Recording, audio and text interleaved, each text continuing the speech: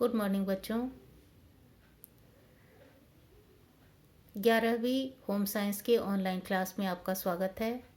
बच्चों, पिछली कक्षा में हमने यूनिट 2 का चैप्टर 3 यानी शारीरिक विकास का शॉर्ट आंसर टाइप और शॉर्ट क्वेश्चन का क्वेश्चन आंसर किया था, यानी अति लघु उत्तरात्मक प्रश्न उत्तर और लघु उत्तरात्मक प्रश्नों के उत्तर देखे थे। आज हम लोग दीर्घ उत्तरीय प्रश्न देखेंगे। बच्चों, दीर्घ उत्तरीय प्रश्नों के उत्तर आपको 100 से 200 शब्दों में देने होंगे, अर्थात कम से कम 200 शब्दों में दीर्घ उत्तरीय प्रश्नों के उत्तर आपको लिखने होंगे। इन प्रश्नों के उत्तर के लिए आपको 6, 7 अथवा 8 अंक दिए जाएंगे। तो चलिए हम लोग अभी दीर्घ उत्तरीय प्रश्न करते हैं। बच्चों, इस चैप्टर का पहला दीर्घ उत्तरीय प्रश्न है, बालकों में होने वाले यौन परिवर्तनों के बारे में बताइए। इसका उत्तर होगा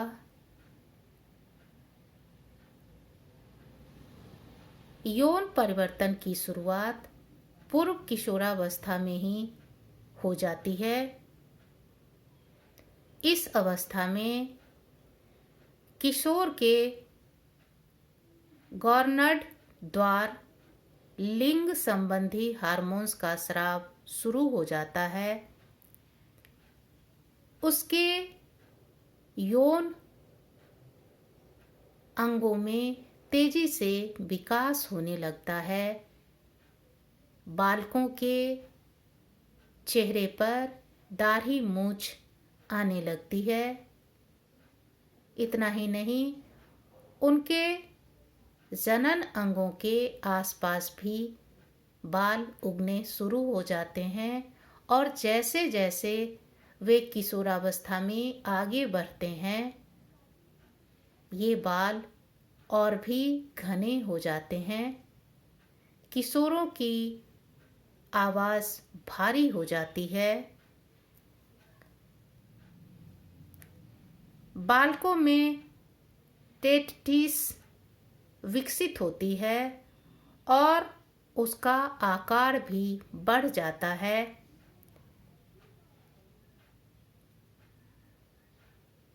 उसके अंदर शुक्राणु बनने लगते हैं। प्रोस्टेट ग्रंथि एवं लिंग का आकार बढ़ जाता है। इस कारण से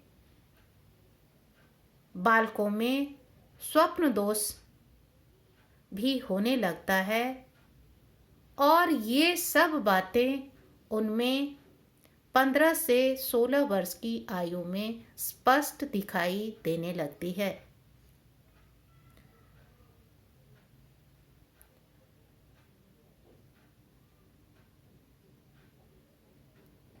प्रारंभिक यौन विशेषताओं के पश्चात किशोर में द्वितीय यौन विशेषताओं का भी आरंभ हो जाता है।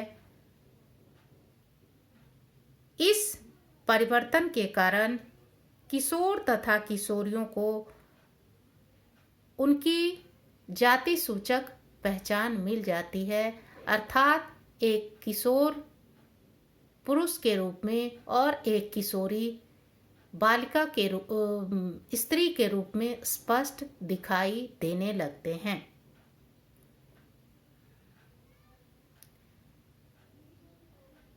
बालकों में यौन परिवर्तन के शुरू होते ही चेहरे पर एवं जननांग पर बाल आने लगते हैं। उनकी त्वचा खुरदुरी हो जाती है तथा रोम छिद्र खुल जाते हैं। तेल ग्रंथियों की सक्रियता बढ़ जाने के कारण उनके चेहरे पर कील मुहासे आ जाते हैं। इतना ही नहीं, उनका वजन भी बढ़ जाता है और कभी कभी वे मोटापे के शिकार भी हो जाते हैं। इसके बाद दूसरा प्रश्न है, बालिकाओं में मासिक धर्म होने से क्या परेशानी होती है? इस प्रश्न का उत्तर होगा, बालिकाओं में किशोरावस्था के प्रारंभ होते ही अर्थात आरंभिक किशोरावस्था में ही मासिक धर्म की शुरुआत हो जाती है। मासिक धर्म या मासिक पीरियड की अवस्था 5 से 6 दिन की होती है। मासिक धर्म एक किशोरी के लिए बहुत ही कष्टकर अवस्था होती है। मासिक धर्म के आने से पूर्व किशोरी चिड़चिड़ी, अनमनस्क, आलस्य का अनुभव करने लगती है। उसके शरीर में ऐंठन होने लगता है, शरीर में दर्द बढ़ जाता है, पैरों के निचले हिस्से में दर्द होने लगता है। इतना ही नहीं, मासिक धर्म शुरू होने के बाद भी प्रायः किशोरियों को पेट दर्द या कमर में दर्द, हाथ पैर में ऐंठन, उल्टी, सिर दर्द की शिकायत होती है। मासिक धर्म किशोरी को हर महीने आता है। इस अवस्था में या इस समय जो किशोरियों को कष्ट होता है, उसको लेकर किशोरियां काफी घबराई हुई और चिंतित रहती है। यद्यपि बाद की समय में या बाद के वर्षों में अभ्यस्त हो जाने के कारण वह इसे सहज स्वीकार लेती हैं, लेकिन किशोरावस्था के आरंभ में जब मासिक धर्म की शुरुआत होती है तो वह उनके लिए कष्टकर और असहनीय होती है। इस अवस्था में किशोरियों की माता का यह दायित्व बनता है कि वह अपनी युवा हो रही, जवान हो रही बेटी को इन सब समस्याओं से पूर्व अवगत करा दे और उन्हें समझाए कि यह एक स्वाभाविक प्रक्रिया है। हाँ, किसी किसी को इसमें कष्ट होता है, लेकिन यह उसके लिए आवश्यक है, क्योंकि यदि मासिक धर्म शुरू नहीं होगा तो वह भविष्य में एक मां नहीं बन पाएगी, और यदि समय पर मासिक धर्म शुरू नहीं होगा तो यह भी उसके लिए चिंता का विषय है और वैसी अवस्था में डॉक्टर से परामर्श लेना चाहिए।